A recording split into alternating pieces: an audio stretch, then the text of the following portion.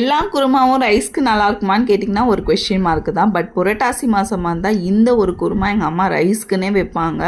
Taste வேறு லெவலில் இருக்குங்க. இதுக்கு மிக்சர் ஜாரில் 2 பெரிய வெங்காயம், 4 பச்சை மிளகா, 2 பெரிய தக்காளி, 1/4 கப்பு தேங்காய், 1 ஸ்பூன் சோம்பு, 5-6 முந்திரி சேர்த்து கொருன்னு இந்த அளவுக்கு அரைச்சிக்கோங்க.